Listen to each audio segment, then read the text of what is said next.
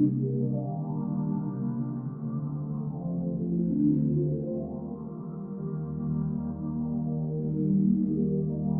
sun would set, we would come alive.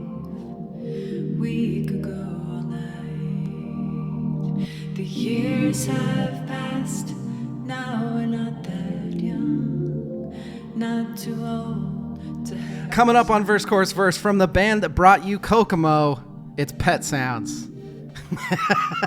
That's how you wanted me to start it, right, Kari? That couldn't have been more perfect. I see your face, it always makes me smile. So I stare a little while. Let me squeeze you tight. I'm gonna see you guys later and have a great night.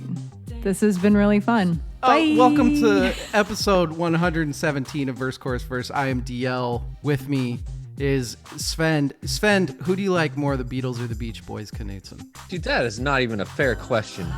Absolutely it is. No matter how I answer, I'm going to piss off half of the people listening right now. I Oh, mean, that's the kinda plan. That is the that's plan. half this episode, right? Like, I don't think you can talk about an album like this without pissing somebody off. Yeah, somehow. that's probably true. That's probably true. Okay, so I'm going to play bad guy then. I don't know where Kari, I'm guessing since you picked the album, but I'm going to say Beatles just to be the devil's advocate. He already spoiled it, which is okay. But I we're not know. alone tonight.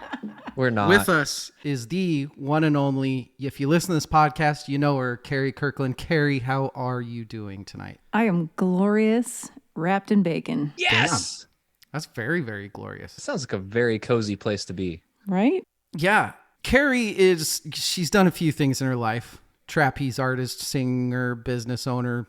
Great. Do you grow grapefruits? I think I remember you saying that you have a I do. Yeah. I grow Way. grapefruits and many other citrus fruit. Canadian with 2 albums to her name, Wild as the Wind, and just released If, When You Go. Great friend of the pod. Hope it stays that way. It better, as it's great to be here. Unless we really hit it hard tonight, I don't see it changing. Hopefully you're not still hungover when you go to climb your mountain next week. I already have a lack of oxygen in my body. I don't need any less. That's perfect.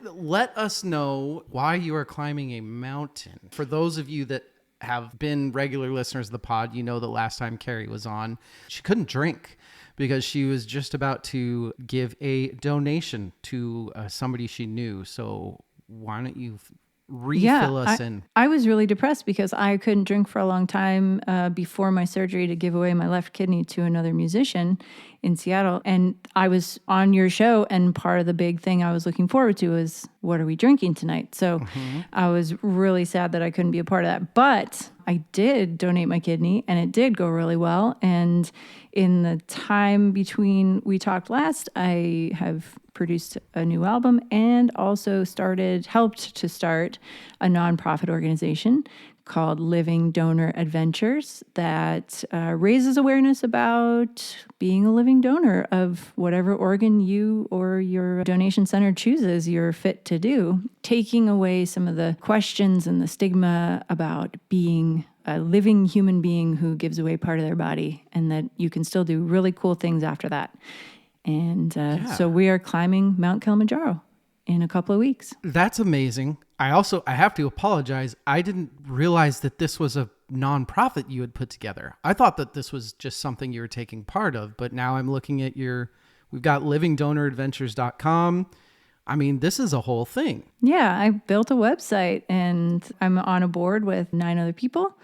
And we are hoping that we can make this a thing where we do all kinds of different adventures, not just climbing mountains, but all different kinds of things that people who are donors and recipients and people who are thinking about being donors and, family members or any of that kind of thing. So yeah, it's really exciting. And the fact that Bonnie Raitt just won Song of the Year for a song about organ donation is pretty much the most badass, best thing that's happened this year in my world. So yeah, it's fantastic. Awareness is growing, which is great. People listening, they know how much we love Bonnie right around these parts. Yes. Oh, yeah. Right. I used to whitewater raft a lot. So if you ever decide to do a whitewater rafting trip, Yep, that's on the list. if I have to donate anything, I am willing. Anybody out there, let me know. I don't know that you want these overly used body parts, but Dude, I'm going to call you on that. I totally will. I don't know how much liquor has or hasn't been filtered or how they do that, but I don't know. Go look at those raisins of kidneys that you got Yeah. there. You're like,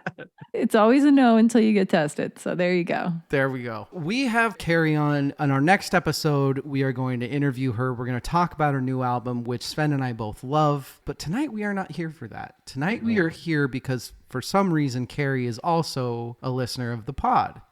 Where this came from is the last time her and I sat down and talked, she gave me a long list of her influences, which is a big mistake because I don't think she realized at the time that I was going to meticulously go through every single one of them. One of the ones that she put down was the album Pet Sounds by the Beach Boys. Probably one of the most talked about albums of all time. And I had never listened to it. Sometimes there are certain albums that you just kind of stay away from. And this was one of them. So I said, Kari, you have to come back next year. And I think we need to talk about Pet Sounds. Are you regretting that, Kari? I am 100% not regretting it because there are so many questions. You actually set out to not listen to this in your life. You made a point of not listening to it because you knew it was just going to open too many bags of beans, or what's your reasoning? Not in my life. I think there's just certain bands and albums that I kept in the back pocket. Is this like how I never watched the Rocky movies? Yeah. But Okay. it's not because you never wanted to. It's because you're like, someday when I'm this old, I'm going to sit down and watch it. And I'm like, that was fantastic. Is it going to be fantastic? Yeah, Rocky? Oh, Okay. yeah. Oh, Okay. yeah. Yeah, Okay. no worries there, Kari. Yeah, you are in for a treat. I stand true that this is definitely one of the most influential albums of all time. Yeah, I don't think once you start researching, even for me, who is a diehard, and sorry, people, I'm a diehard Beatles over Beach Boys guy. But even then, once you start reading about this album, once you start reading about what the Beatles said about this album, there's no denying how freaking influential it is. It's crazy. Svend, yeah. how comfortable were you with this album before starting to research for it? I wouldn't say that I was not super familiar, but like Beach Boys taught me to sing harmony. Yeah. So that's kind of my exposure and kind of where I'm coming from. Now, a lot of what I listened to and knew as Beach Boys, I didn't really pay attention to what album songs came off of. This is classic Svend, right? Like I listened to songs and don't necessarily always, when you're listening to streams and you're like, you put on the Spotify, this is Beach Boys. I do that kind of stuff a lot. I'm listening to mixes, playlists, things like that. For me, it was surprising to actually go through this album and realize the songs that were on the track list, what I had never put it together all in one album. It was very new. It was a first time experience listening to it as a collection. That's one of the main themes for me that is vitally important for this album. Yeah. You can't just pick one or two songs from it and be like, oh yeah, that's Beach Boys. You can, because I think a lot of people do that. It's not advisable, maybe. Yeah. I think you could still pick two songs off this album that are definitively Beach Boys. You would know that is classic Beach Boys sound, not the whole album. Yeah. But I I want don't- an album is. I don't think you'd be lost if you said to somebody, hey, here's these two songs. Well, everyone knows the first track, right? Absolutely. Don't go there yet. Don't do it, okay, Sven. okay, but still, that No, I think you're right. We're going to touch on that, but we can't do it yet. All right. Okay. Let's settle down. We got to talk about the most important part of the night first.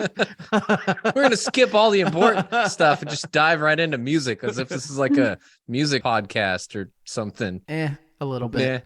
Yeah. It's also a drinking podcast. Kari, It you is. get to drink with us tonight. What are you drinking? Yes. I know. I get to drink tonight. I am drinking a rum sour in honor of your typical whiskey sours. I do love but the I whiskey knew sour. that if I drank whiskey, I would get wasted super fast. And so I went with rum. I would really be upset with myself if I got super wasted talking about Pet Sounds. It It would sounds be like fun. a good night to me, It but would be fun. I get it. Rum, lemon juice, egg white, and simple syrup. And it is delicious. It sounds delicious. What type of rum did you use? This is Mount Gay. Ooh, good choice. Yeah. Svend, What do you have? Nothing nearly as delicious or fancy. I'm sticking with IPAs. And this Shocker. one, yeah, shocker, right? This one is it's from Sockeye Brewing. Again, Yum. sticking to something local. That's a great brewery. Dagger Falls IPA. This is an insanely hoppy IPA at 100 IBUs. And I don't think I can find others have the 100? same 100. And this is just their standard, like you go in and order an IPA. This is what they give you. It's Is not it like good? It's awesome. I love the bitter. Carrie is shaking her head. I'd rather eat my own hair. Like for me, if you drink a beer and you feel like you just took a face full of pine tree, have you ever done that like skiing or snowboarding and you go off the trail and you're going through the trees and then you catch a branch in the face? That flavor. Yeah, I that's know what you you guys are want. looking at me. Really selling it, Sven. I am, aren't I? Just take a tree branch in the face. That's how awesome this beer is. Well, I'm not drinking tree branch water in honor of. Sorry, Sven. In honor of Carrie, and I think I might have been drinking this the last time. It's a clear glass. No, it's a Paloma. Oh, Tequila, a little bit of lime, grapefruit, a little bit of club soda, a little bit of simple syrup. if we had done this from my house, we could have had the fresh grapefruit. I know. Just saying. Next time. Road Come on. trip. Road trip. Come on down. Plenty of room. That's year 5 when we're millions of viewers and making all the money. The live episode.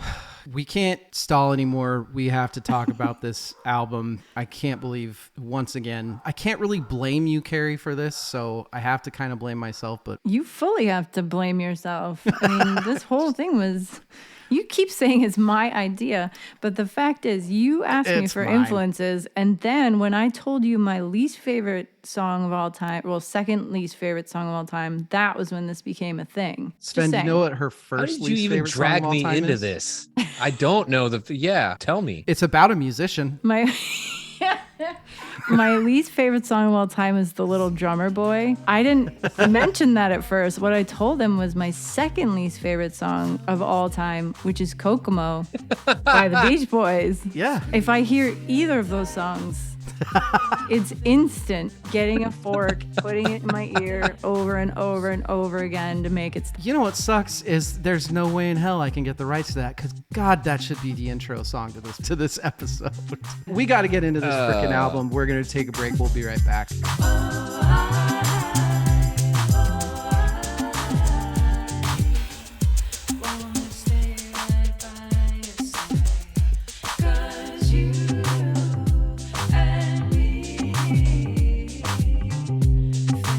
We are back. Pet Sounds, ladies and gentlemen, by the Beach Boys. We're going to do our best. This is one of those albums that could probably be about a 3-parter. We don't have the time or the resources for that, so we're just going to get into it. Released on May of 1966 through Capitol Records, produced by Mr. Brian Wilson himself. 4 different studios, actually, mostly in Sunset Sound. It is a cool, crisp 35 minutes long. Why is this an influence of yours? When did it start? Very similarly to Svend, the use of the voice as an instrument is so incredible in this album. Actually, the reason I heard this album was because I'm a huge XTC fan. And when I was late teens, I was listening to XTC almost nonstop. And I remember playing it for a friend of mine, and he said, "Wow, you must be a huge Beach Boys fan." And I was like, wait, what now? He said, well, clearly, like, this is where this is coming from. So then I had to deep dive into Beach Boys and sort of the surf music and California bubblegum pop stuff. I was like, okay, yeah, I can see it's good, but It wasn't until I heard California Girls for the first time, and I thought, now that's different. I heard California Girls, am I allowed to say the band? The David Lee Because Roth version? Then we have to drink.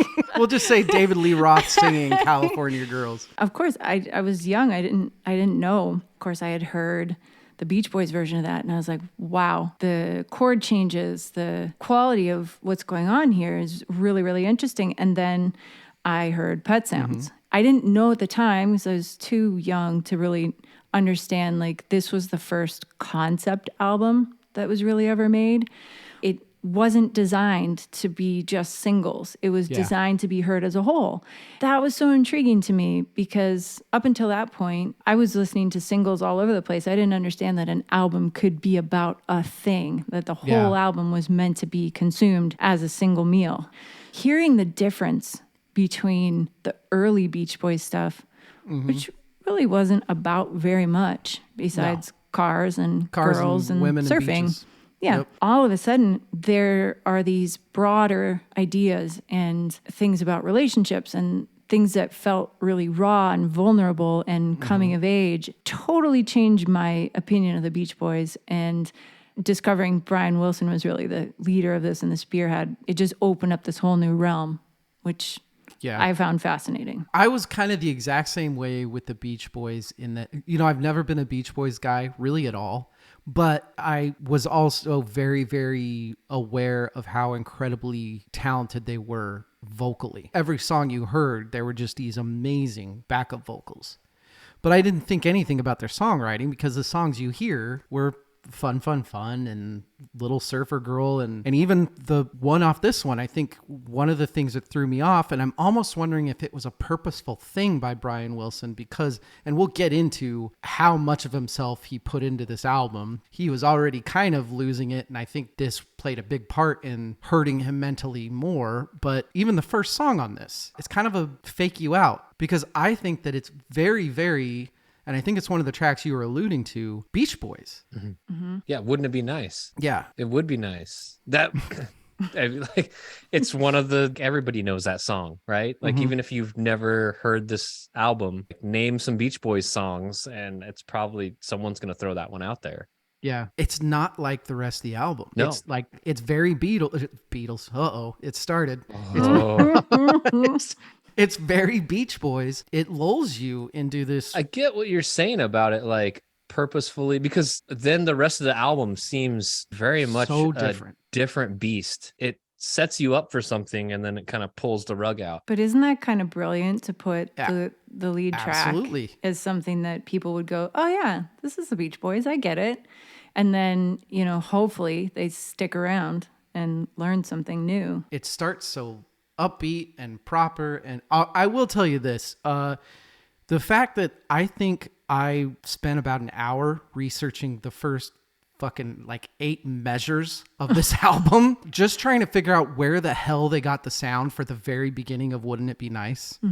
Which I found out is they just say guitar arrangement. So who even knows what the hell Brian Wilson put on those first? I think it's ukulele. Well, I think it's 5 different types of ukulele, this guitar, this weird guitar. It also almost sounds like the pitch kind of messes. I was fascinated just with the beginning of that song. It's not the typical Beach Boys with the sort of 60s shuffle drums. It's those big hits where Hal Blaine just comes in and is like, this is happening now. It's like almost boom. timpani. Yeah. Huge. It's Brian and all the brothers sang on that, and maybe Mike Love as well. Mike Love. It was Mike Love. Mike Love's his cousin. I saw in an interview that Brian wanted him because he was young and he had this innocence about him. And he wanted Wouldn't It Be Nice to be this straightforward, all I want to do is spend every day with you. This thing is brand new. Let's get married and spend every second with each other.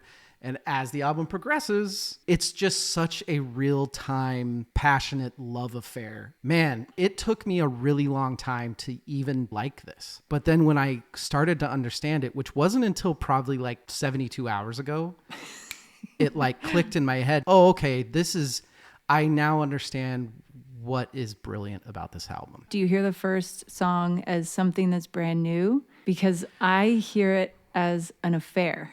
Oh, shit. I hear it as he's in a relationship already, because the second track, I've done all these bad things and you still believe in me. That's almost like you're having that feeling, that thought of, wouldn't it be nice if this could happen? But now I'm going back to the person I'm with and saying I've messed up so many times, but you still take me back. I don't know. I'm speculating. I'm not that because it's true. Song 2 is basically a more well-written version of Confessions by Usher. It's trying to oh, I feel so bad. Well, feel so bad. Don't have the affair, buddy. But right. Damn, that's good. I just like the idea that it's kind of possible that it could be that, and that it also could be just like fresh, brand new love. Who knows? Well, I love, and you do too, Kari, the super bright, happy song that once you actually start studying it, you're like, whoa, wait, Yep. this ain't happy. This is dark as shit. And then that super happy, beautiful, melodic harmonizing by the Beach Boys, and then you're hearing what they're singing, and it's like, oh. Yeah, wait a minute. Was this a whole album experience for you, or were there tracks specifically that kind of fascinated you? I think it was just putting it all together that fascinated me. We've kind of said that, like I had never heard it all as like a composed album. And so to me, that was fascinating to kind of dig into the journey. I think I'm probably slow to connect the dots when it comes to the story. I've still got homework to do there. For me, I will go as far as saying you could make an argument that this was the first like prog rock album. I will go there. At least prog rock wouldn't exist with that. And not just prog rock. I mean, there's a lot of offshoots of rock that I think exist because of this. I kind of love that. And I felt this sometimes listening and studying for this album is when you hear a prog rock album, there are times where you're like, okay, this guy's just doing this to be an asshole. We needed a car horn right here, or they put that section in just to have something different. Yeah, but and there is a part of this, I think a big part of trying to understand this album, and I'm not knocking Brian Wilson, he's obviously a genius, but I think there is a part of this where in my head I'm trying to figure out, is he brilliant or is he just being neurotic in I have to have this random left field thing in this song right now? You're talking about a guy who was abused as a child and in a very bad situation where his self-worth relied on his father's giving that to him. And that sort of dichotomy of you're a genius, I love you, you're making me tons of money, and also you're crap and I hate you. All those things, they mess with your head. But then, what I read about him trying LSD, and not just trying LSD. And like, I'm one of those people that I've been told by people that is something that I should never do, because I don't have the right personality for it.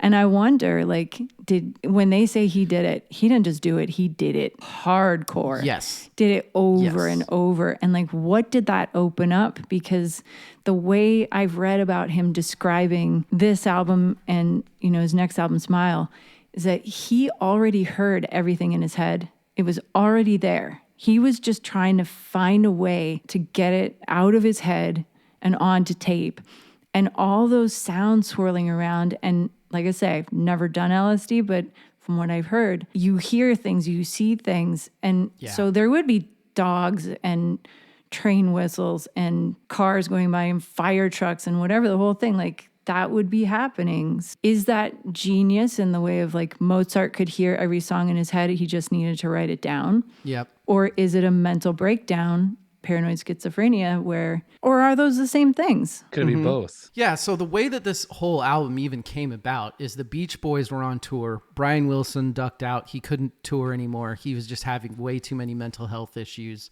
He had heard Rubber Soul. This is out of Brian Wilson's mouth. So this isn't lore. This is interviews with Brian Wilson. He heard Rubber Soul and said, shit, I need to come out with the greatest rock album ever, because I think that was when he realized what the Beatles were going to be. And it was very important to him to go that same route, to nobody's going to out-brilliant me. Completely gave himself to this album. There are lots of stories of different composers and artists that kind of drove themselves insane trying to write that symphony or that album. And this is very much that story. The Beach Boys came back. Half of them, I think, were like, what the hell is this? Like, what is this crap that you're trying to get us to play? That alone is completely fascinating. So, they were under huge pressure from the record label to come up with the next thing, which is always a thing, and if you don't have enough time, if you're going on the road and you're touring, you're supposed to be writing, recording, producing your next album. How does that happen? So, I know that his reasoning was that he was having anxiety, he was having panic attacks and that kind of thing. He didn't want to be on the road anymore. But also there may very well have been the rational side of him going, we got to write something. Somebody's got to write it. That's true. A lot of this, from listening to interviews and watching stuff and listening to a lot of this was him figuring it out as he went. We can touch on this now. This is something else that in this way, this album made me completely rethink how I look at things. Because one of the problems that I've always had with albums like this, and it's kind of true for today with pop albums, is you look at the liner notes, you look at the track listings, and you look at the personnel and you say, oh, well, yeah, if you get every If you get the greatest Wrecking producer and music, exactly. You have the fucking Wrecking Crew, it better be one of the best albums of all time. Okay, sorry, I'm going to go off a little bit here, then I'll let you talk again. But one of the problems that I always had, a lot of people say Rubber Soul led to Pet Sounds, which led to Sgt. Pepper. The problem for me with that is that leaves out Revolver, which the Beatles came out with the same year that Pet Sounds did, and I think is brilliant. And if you go to Revolver's track listing and the personnel, backup singers and the strings for Eleanor Rigby, but everything else is 4 dudes. And then you go to an album like this, and it's the fucking Wrecking Crew. Carol Kay's on this goddamn album. I always saw that as a negative thing, but then I started studying for this and like, wait, why is that a bad thing? Why should I punish them for saying, yeah, we need the best people to make the best album? I noticed that mid studying for this, my attitude changed. Yeah, you already mentioned Carol Kay, you got Glenn Campbell. These are people that have done the whole wall of sound technique. We touch on Phil Spector a little bit. When are we going to get to stop talking about Phil fucking Spector? I don't think you ever can, because like the innovation of recording technique. Yeah, you get the best of the best on it. You're using people who are familiar with, at the time, the most cutting edge way to record and techniques of getting sounds as big as you want them to be. I don't know. It's like an album on steroids. It is. From a production standpoint. I mean, it's like, what else? Throw everything at it. And I was joking, but I wasn't joking. We've talked a lot this year about Phil Spector, and we're going to keep talking about Phil Spector. An episode that I haven't recorded it yet, or I'm sorry, it hasn't released yet. But one of the episodes that's going to come out before this is episode on Ronnie Spector. Unfortunately, yeah, Phil Spector was who he was, but he was also possibly the most brilliant producer of all time. And because of that, Brian Wilson was completely obsessed with him. Be My Baby by the Ronettes was Brian Wilson's favorite song of all time. He put a lot of that into this album. Yeah, definitely. Yeah. And he was 23. That's the other thing that blows my mind is Brian Wilson was 23 during these sessions. God, was he really? I'm trying to think of me as a 23-year-old, and could I have put 2 thoughts together that made sense? No, like hardly. 23 and came up with a concept album like this. It makes me wonder if Mozart had taken LSD, what would have happened? God, if I ever have a time machine, if they invent that, I don't know how, but I will dose Mozart. What were they doing back then? Like laudanum? Absinthe? What did they? I don't know. Absinthe and I don't know if absinthe it and was some form of opiate. I'm Fermented stuff and Yeah. opioids of some sort. No. Another song that I want to go over. It's hard to not go over every single song on this goddamn album, but I think I just wasn't made for these times. Thank you. It's such a important look into Brian Wilson's mindset. I don't know if I'm allowed to say this, but You can say it's whatever you want. It's my favorite song on the album. I don't think it's the best song on the album, but it's my favorite song on the album because it's so relatable. Yes. The lyrics are incredibly simple, but they so beautifully tell the story of someone who just feels lost and who feels like they don't fit in and they don't belong anywhere. To sum it up by sort of taking the onus off yourself and saying, it's not me. I guess I just wasn't made for right now. You know, it's not saying that you're flawed or broken. It's just saying, I feel all these things. And I guess it's because of when I'm here. That is so beautiful to me. One of the things that hit me one of the times I was listening to this song is I wonder if there was a part of this that was one of the things that might have been hitting Brian Wilson at this time is he saw what the Beach Boys had done and that in order to stay famous, what they were going to have to do. And I think he kind of knew that this album, it's a one-off. It wasn't going to land for them. This doesn't get to be what the Beach Boys are. I feel like he knew that and he saw that future and hated it. There's a little bit of that in this song. That's a great point. I think his dad was telling him through the writing of this, yeah, this is okay, but you know the guys are going to hate it. They're Yeah. going to hate it because it's not what they'd been doing. What an awful place to be where you can't grow as a musician at all and as an artist Yeah. because you're just tied to the formula. You're completely right. What speaks to that a lot is that we've kind of hinted at is what they ended up having to be in the 70s and the 80s and this band did fucking Kokomo. I was gonna say it's Kokomo. What the hell? Yeah. You could not have written this album and then be okay with playing with fucking Jesse from Full House. Like this doesn't make any sense. It's not okay. And I think he kind of saw that coming. What's this? Is it Smile? Smile came next. I think he was trying to work on something more like this and he wasn't able to end up doing it. And so what's the actual name of the album? Is it Smiley Smile or something No, like that? Smiley Smile was Beach Boys. His was just Smile. That's right. Because he was trying to make Smile be a Beach Boys album, But it wasn't ever going to be. which that's got to be so disheartening. And I think at the same time, like the fact that Good Vibrations ended up on that album instead of Pet Sounds, Yes. from what I've read, that was his decision. That had been written and was possibly going to be put on this album. And from what I read, Capitol was putting so much pressure on the timing of it to get it done. And he didn't have it fully formed. He had parts of it. And he ended up putting that on Smile instead. God, on one hand, I wish so much that it had been on Pet Sounds, because to me, that would have taken Pet Sounds to just being the best of their body work ever. But was it also like a brilliant move to say, hey, I'm going to do this other thing. I better put something that's goddamn guaranteed to hit on it. To be, because he very obviously cared a lot about his position in the industry, being seen as a good musician that can write. And to hear in interviews that Paul McCartney, no one is educated musically until they've heard Pet Sounds. The orchestra, the arrangements, it may be going overboard to say it's the classic of the century, but to me, it certainly is a total classic record that is unbeatable in many ways. I've often played Pet Sounds and cried. Bob Dylan, every fucking musician that was worth a grain of salt said this was brilliant. But then the critics and even a couple of the people in his band and like you said, his father, how frustrating is that gotta be? A lot of critics, even in the time, they did think it was groundbreaking. You know, that's the crux. Like, if you've never heard anything like that before, how do you critique it? Yeah. Everything that you read about Pet Sounds says this was the first of its kind. Nothing had ever been heard like this. Nothing had ever been created like this. How does that slot into any genre, let alone the sound of the times?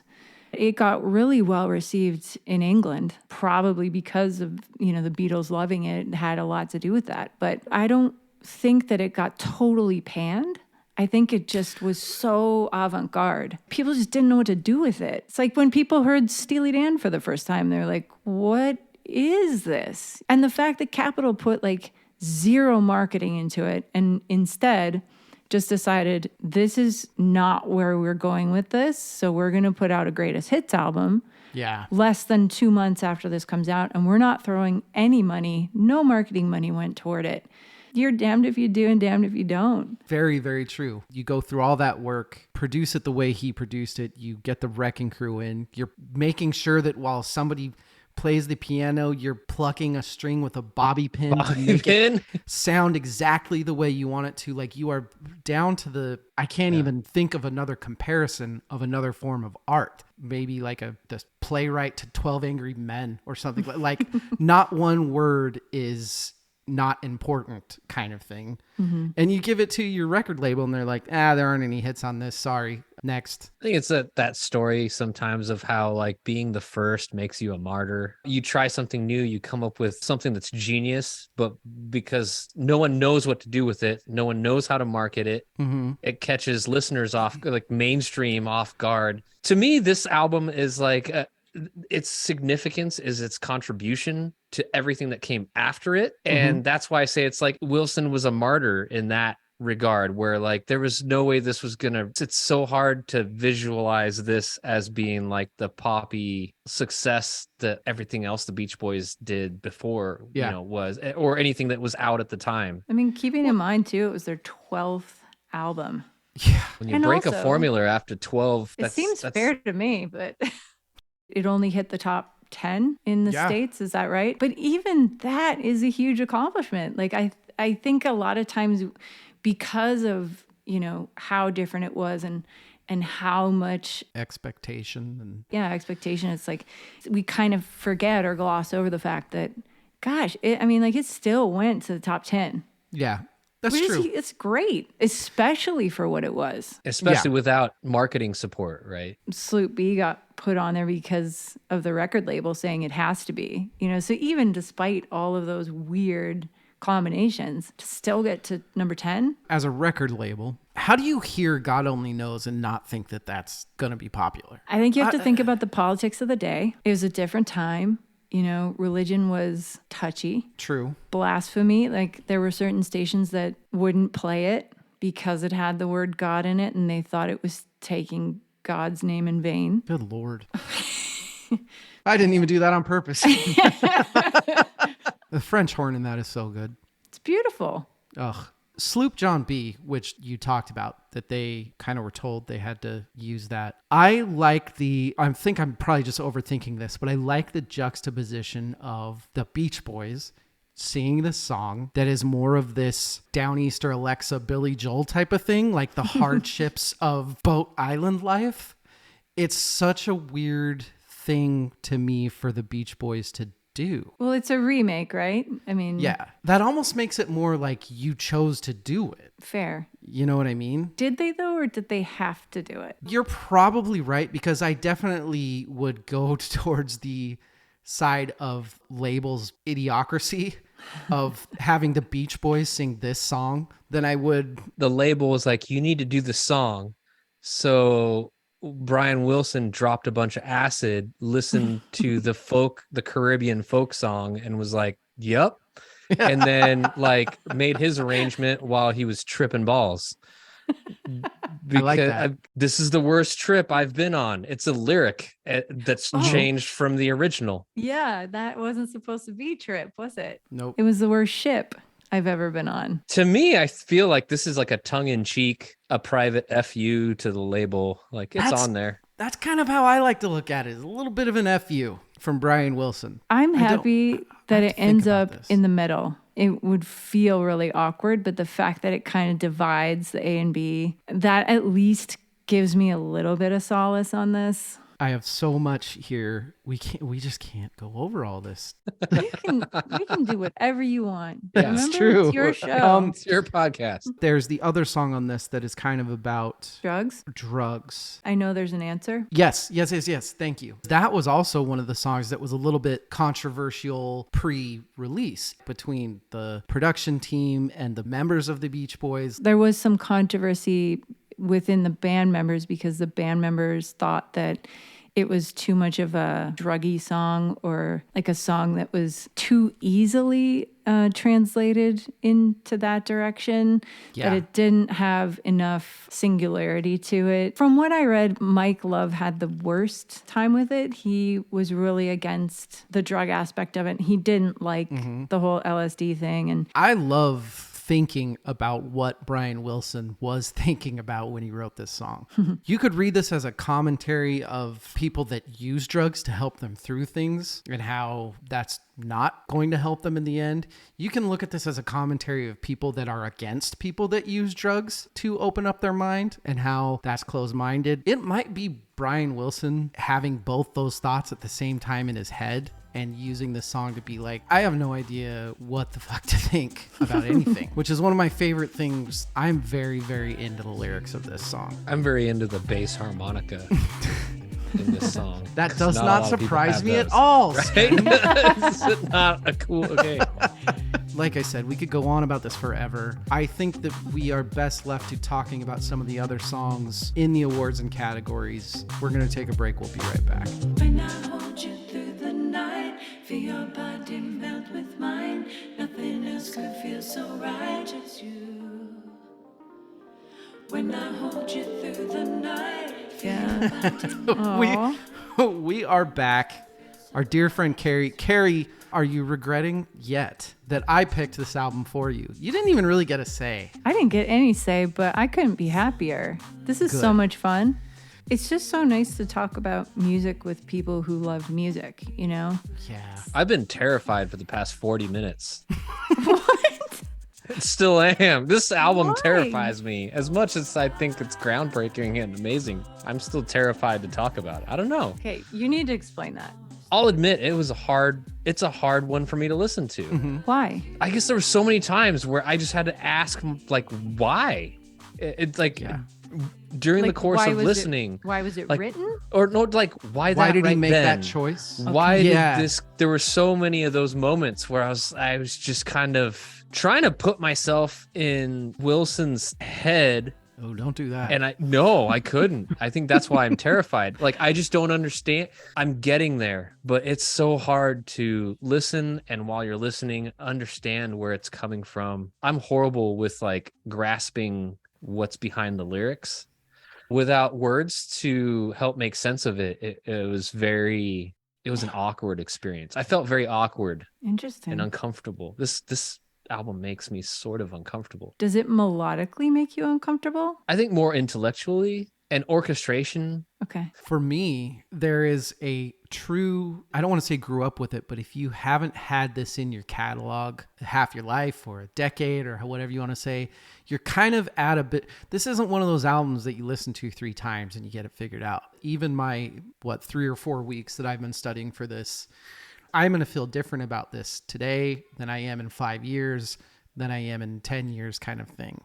And there's also a lot of pressure, you know, when we're talking about pet sounds, there's going to be people that come to listen to this episode that will never listen to another episode. And I will get 1 or 2 emails, you obviously don't know music kind of thing, which is Ouch. fine. But there is a little bit of pressure there. I mean, we're talking about fucking pet sounds. It's top 5 most respected, talked about albums of all time. It's a lot. Isn't it number 2 on Rolling Stones 500? I know We haven't way up gotten there yet. We got a long ways to go.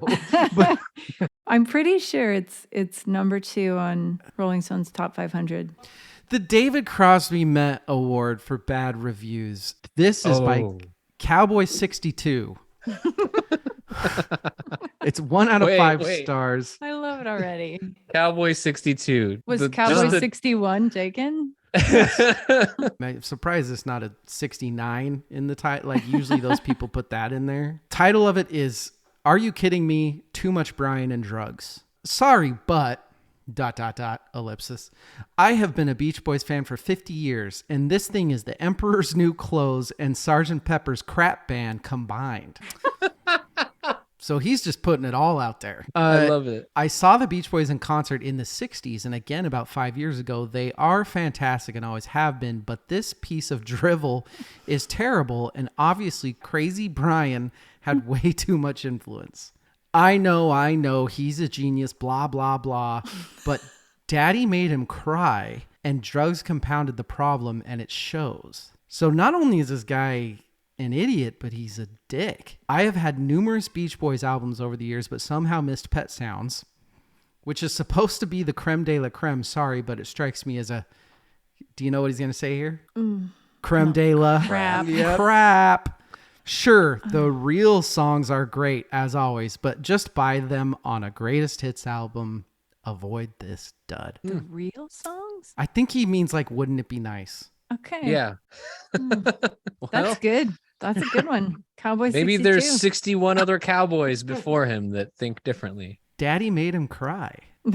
Like, Well, okay, considering he saw them live in the 60s and he's been a fan for 50 years, we're talking about a generation that does not have a lot of tolerance for yeah. people talking about their feelings. So, So I guess we just give him mad props for even knowing how to leave a review on Amazon. yeah, fair.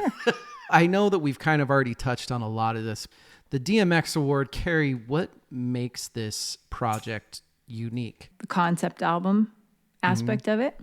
We have a piece of work that needs to be listened to in its entirety as opposed to in pieces. no one had seen an album that needed to be listened to in that way. So I think that's what makes it unique. I think he had all these sounds in his head that he needed to get out, and they needed to figure out how to do that. And whether that was like with bobby pins on the piano, whether it was with, I read that Hal Blaine took orange juice containers and put like wax paper and stuff over them and to make these clip clop sounds. And, there was just so many innovative things that happened with this album that he would not settle.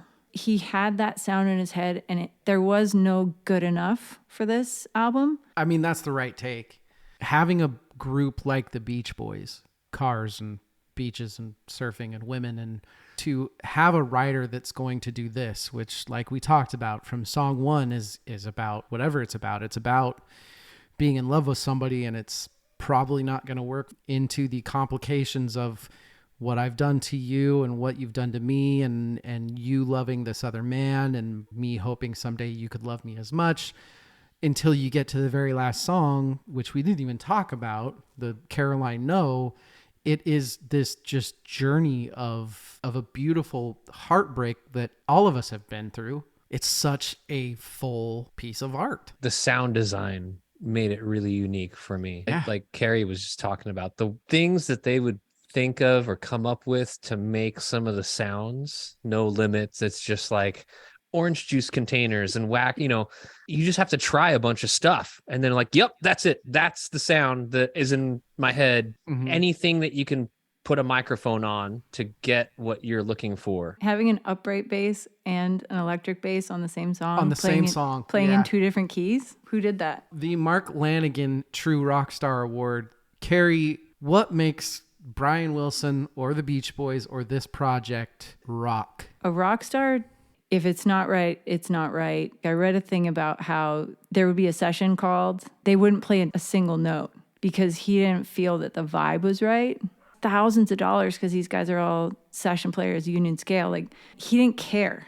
If it's not right, we're not doing it. I mean, that's the right answer. And yes, it was very much Brian Wilson's project. Do you have anything to add to that, Sven? No, Kari wins. Yeah. The only thing I said was hardcore drugs. Yeah. I think you said on one of the songs, Sven, you said, I think he dropped a lot of acid and then wrote this thing. I mean, you could say that. I think about every single song on this. Hey, it was the original Thug Life. Sorry, I'm still coming off the Tupac episode. Tupac high? Overrated, underrated, properly rated. Actually, I could see the answers going a few ways to this. Kari, what's your answer to this? I said in its time that it was underrated. Currently, I think it's properly rated. I'm just nodding my head over here. I was going to say the same thing. I feel like it took time for the people that have been influenced by this album have circled back around and now have their own people that they're influencing, and people are looking back on that journey. Mm-hmm. Do you think this would have been as much of a critical darling current day if it was much more popular when it came out? I'm wondering if the critiquing in its time helps the current day look at brilliance in this album. I don't think it does, because I think the people that did think it was brilliant back then are the ones that soaked it in and learned from it and contributed moving forward. The critics are kind of a mute point. It doesn't affect today's rating. I think there were enough people that got it. It's not like one of these things where when it came out, it was just completely panned. Because I think that happens sometimes when something is really panned and then later on, it's like, what were you thinking? No, it's like, it did get pretty good reviews, not terrible reviews. I agree with Svend. I think influences and influencees. Does anybody have a interesting or original way to answer this? No.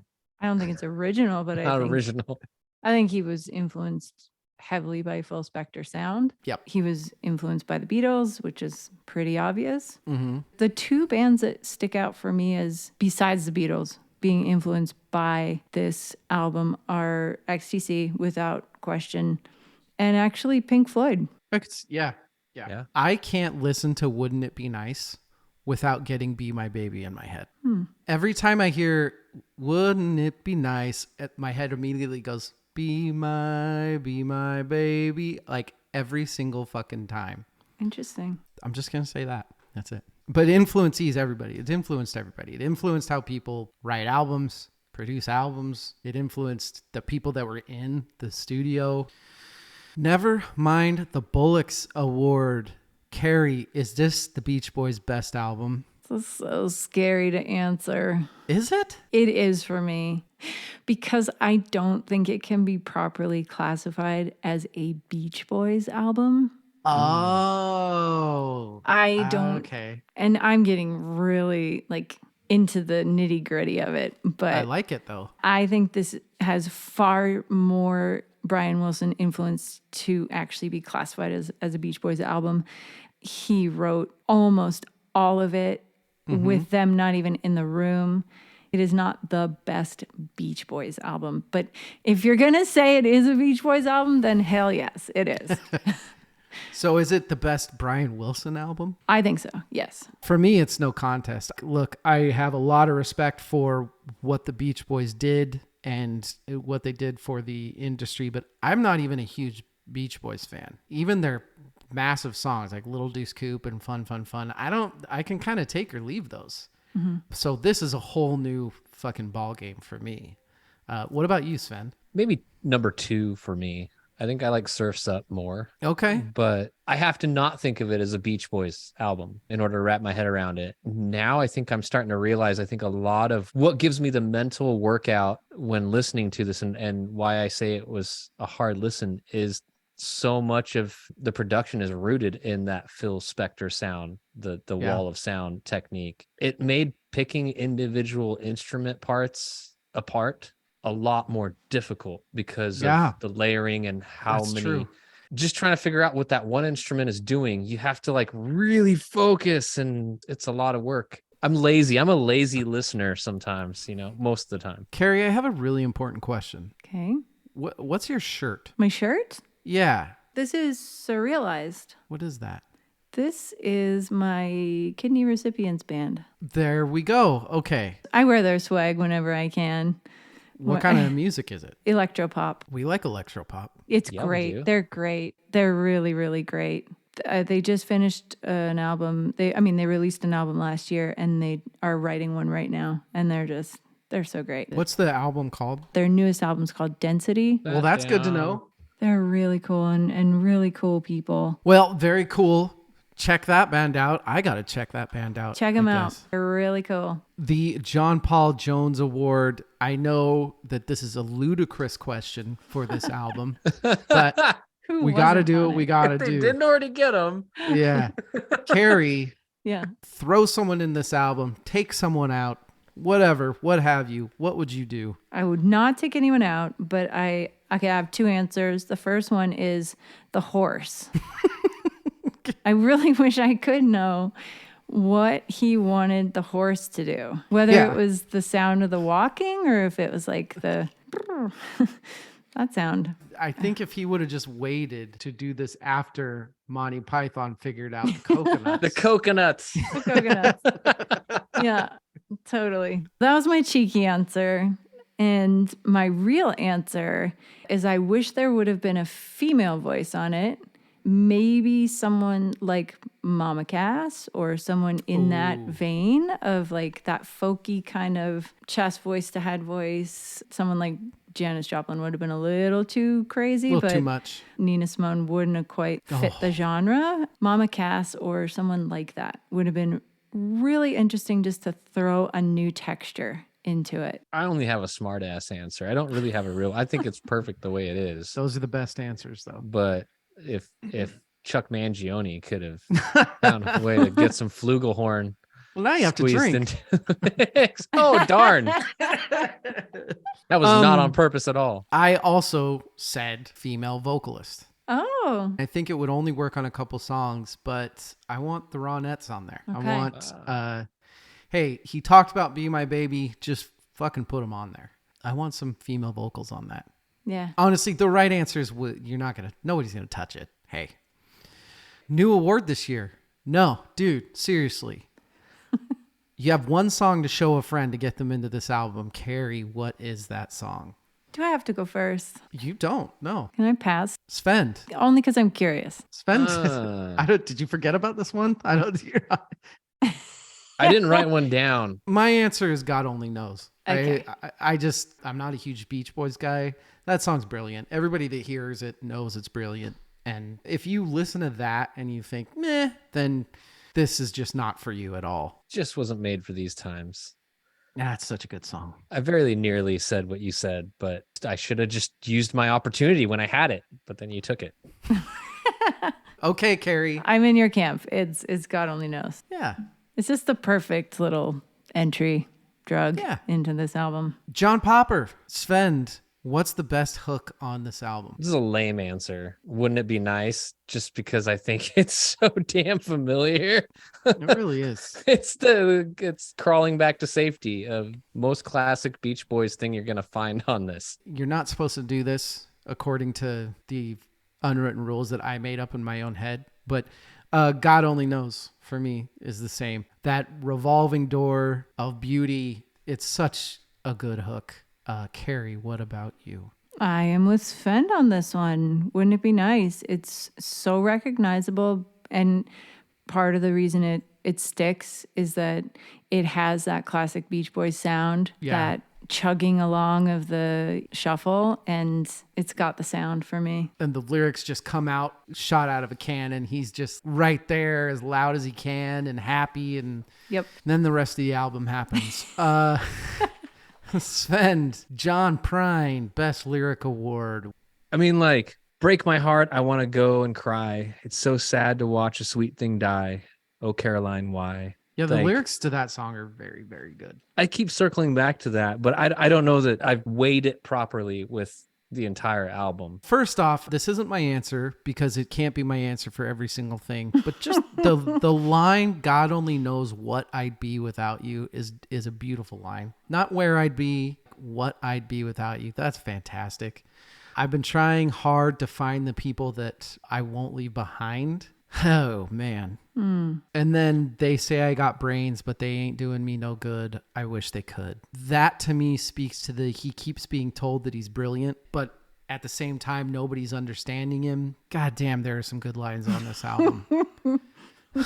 I have 3. The first is, it seems the more we talk about it, it only makes it worse to live without it.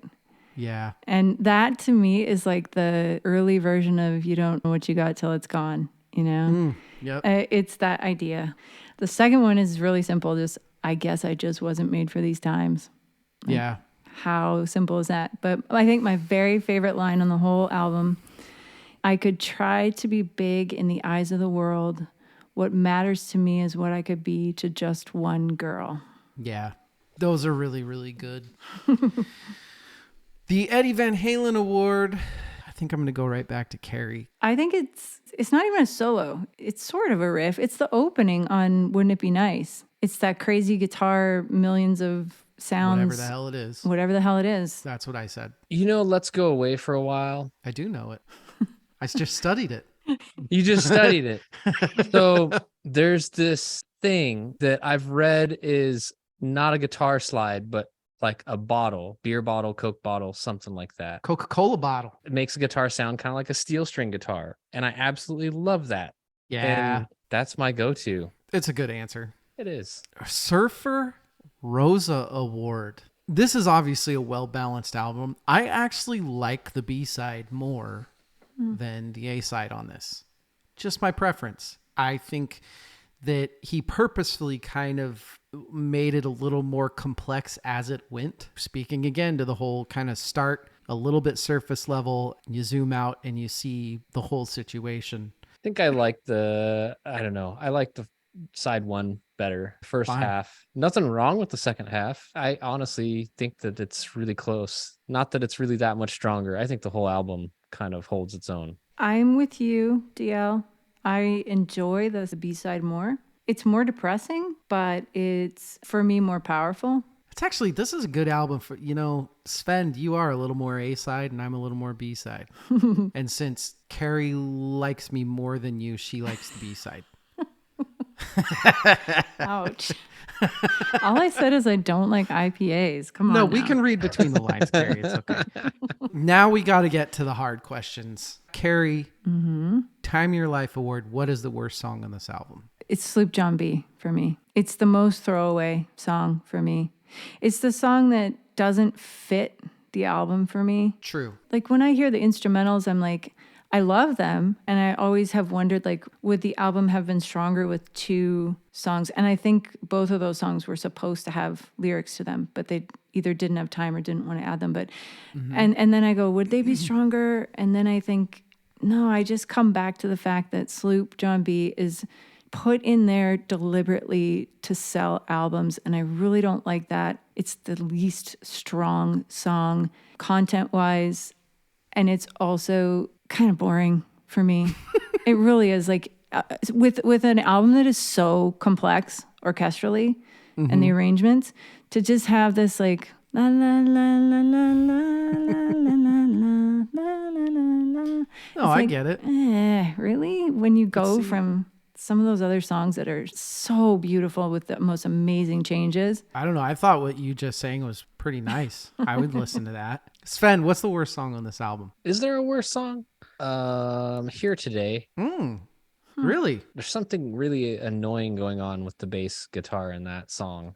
Oh, the octave higher bass than you're like expecting a lower octave bass. Maybe that's I think there's just something off again. You know, if you listen to that song in the mono version, you can't listen to it in the remastered stereo version.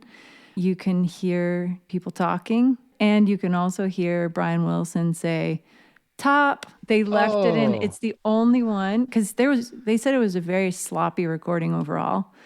I might have agreed with you, except for that fact. You can hear that stuff in there, and they left it in, which I think is rad. That is really cool. I pretty much tried to keep it to just the mono version. My Time of Your Life award is, see, I've been drinking, Carrie. My Time of Your Life award is actually You Still Believe in Me. Yeah, I think it's a beautiful song. Okay, I am so much a nobody's perfect type of guy. Affairs happen, things happen, nobody's perfect. I am very much a believer that you have no idea what somebody's life is like. These black and white things that you do or don't judge people on is ridiculous. People are who they are. They do what they do. I will always have a problem with musicians singing. It's not even a woe is me. It's I've done the terrible things and you still love me. There's something in my head that I have a problem with Usher singing. A victim song?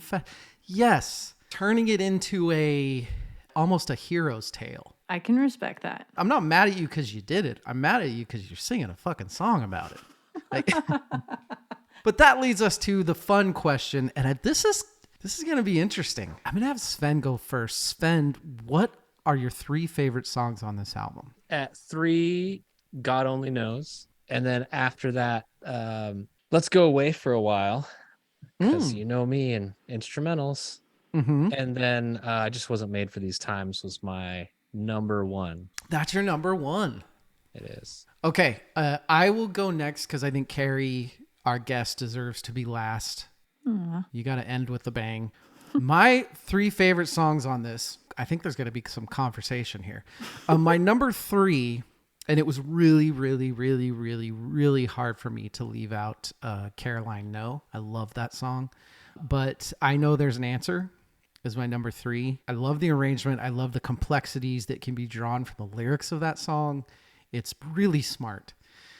My number 2 is God Only Knows. I think it's kind of one of those perfect songs that was written. And it's kind of the easy answer, but easy answers are easy for a reason. My number 1 is Carrie's least favorite song on this album. I fucking love Sloop John B. The playful song mixed with the kind of the darker content of the lyrics, if you really pay attention to it, the backstory of it, that maybe it is a little bit of a middle finger to I also think that this is one of those songs, you know, when you listen to a brilliant album and your favorite song changes year after year after year. I'm in the beginning of this relationship. This is my I'm in the honeymoon phase. I want the fun, catchy stuff.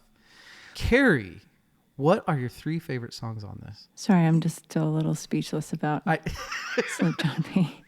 I know. I respect you. I care about you. Just a little less now. I think I need Yeah. to drink more. I really wish I'd made another cocktail. Okay, so I want to reiterate, my favorite song is not in the 3 songs that I think are the best songs on the album. My favorite song on this album is I Wasn't Made for These Times. I'm with you, Svend. I just wasn't made for these times either. My number 3 is DL's least favorite. So get ready for this face. You still believe in me. Not for the content, because I actually agree with you. I kind of don't like victim songs either. Yeah. But what Mike Love does on this song for me is just spectacular. It's The great. vocal arrangement on this song and the melody, just the melody on its own. If you sang that melody with nothing else, that is a great song. Number 2 is Caroline No. I love the backstory on it too, because it's someone that he never even went out with. It was someone that he just had a crush on. And then later on told, like way later on, and totally creeped her out because he started calling her and telling her that the song was about her. And it was not meant to be called Caroline No. It was originally right. written by Tony Asher as Carol I Know. Yeah. And Brian Wilson just heard it as Caroline No. And I'm so glad he did, because it's so much more powerful. It is. And my number 1 is the easiest answer, because easy answers are easy. It's God Only Knows, because for me on this album, it's the greatest song on the album for sure, and probably one of the greatest songs ever written. Such a beautiful sentiment, but also the arrangement.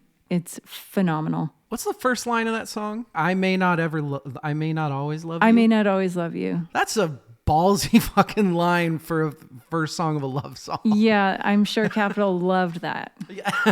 Wait. What did he just say? There's only a couple questions left. We'll go right back to you, Kari. Who won this album? I think the Beatles won this album because all of the comments that I've read say that Sgt. Pepper's wouldn't exist without this album. And also, I think it was an album that John and Paul could actually agree on, that they both loved and that influenced both of them in a lot of ways. You know, just the rarity of that alone. And so in turn, I guess we all won because the Beatles made Sgt. Pepper. Yeah, it's a pretty good album. It's all right. It's all right. Svend, who won this album? Yeah, I'm going to state it because the people listening couldn't see my arms flailing up when Kari said the Beatles. It's like, yep, that's exactly. I agree 100%.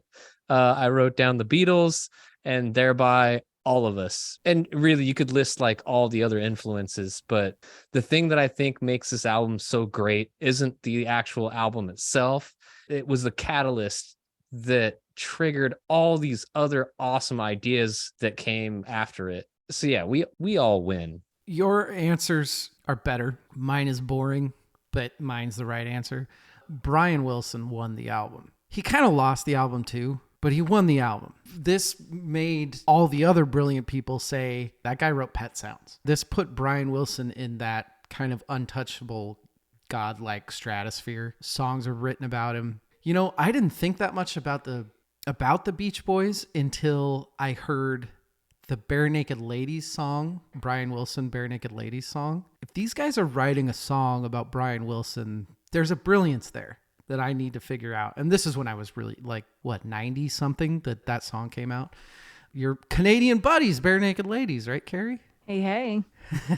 Chickadee China. When I was in my early 20s, I used to be like a professional radio contest winner. Like, it wasn't my job, but I don't know what it was, but I won every kind of contest there was, whether it was like you win money or you win concert. Like I saw, like you were caller number 12 all the time, or and what? then I'm not kidding. Like I saw everyone from the Cranberries to the Police to, get this. I won a trip from Vancouver to Whistler.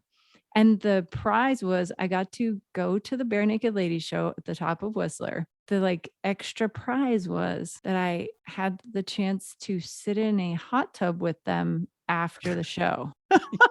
And Can't get for away with that nowadays. 6 pasty Canadians in a hot tub with one girl.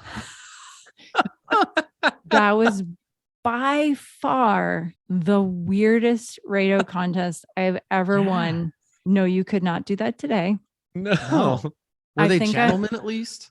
They didn't want to be there and were Oh, like that really, really bored. And I was just like, hi, how's it going? sucks. Holy shit, that's so fucking weird. It was so weird. So we don't have to repeat that anywhere. That does not have to be any part of this broadcast. Just I thought you brought cannot up- say a story like that and have it not be on the podcast, Gary. you brought up the Bare Naked Ladies, and I was like, wait a minute. That time I sat in a Just hot tub one with them in Whistler because I was a professional radio contest winner. Yep, Wow. that happened, and That's fantastic. so there we go. All right, person who is, How do you recover now? I don't know. That's what I'm trying to do. Carrie, how would you rate this album, Carrie? I rate this a 9 out of 10 simply because of Sloop John B. Which is the best song on the album. That's so weird that you would do that. Weird, yeah. No, I think it's fabulous. I think it's groundbreaking. I think it was the first of many albums to be concept albums, but I also think the vision of one person who was very damaged and also a perfectionist said, I'm not going to settle for anything less than what I hear in my head, and I'm going to make sure it goes down in history as one of the best albums ever made. In the mortal words of Cowboy 62, Daddy made him cry. I'm giving this with an asterisk 8 out of 10. Musical elitists that will now stop listening to this podcast because I gave this an 8 out of 10. I do think that someday this could very well be a 10 out of 10 for me. For now, it's an 8 out of 10. Sven, what about you? It's a 62. I love it. Is it 62 Cowboys or just 62? Yes, it's 62 Cowboys. I mean, that's about as close as I can get to. We wouldn't be where we are in the world of music without it. It's significant. It's important. That's it. That's all I Pet can Sounds, That everybody. is. I think we did a pretty damn good job, all things considered. For those of you that, well, you didn't talk about that third piano that they had in the, go ahead and write me. I'll acknowledge it. You all need to join us next because we're talking to Kari again. We're talking about her new album, If When You Go, which Sven and I both love. We're going to talk about why we love it. Kari, you're one of our favorite people. I think the podcast pretty much universally, the four of us just have one big giant crush on you. And Aw. I don't think it's going to go away.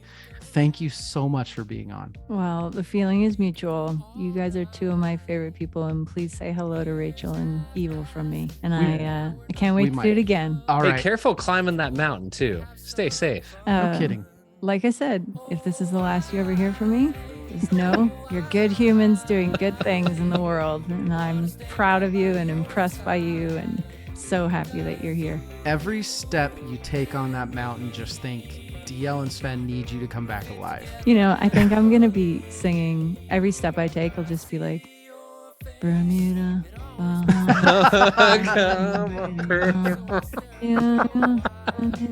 And then I will die. And you'll be okay with it because that song's stuck in your head. There it is. Everybody, we love you. Good night and good luck. Oh,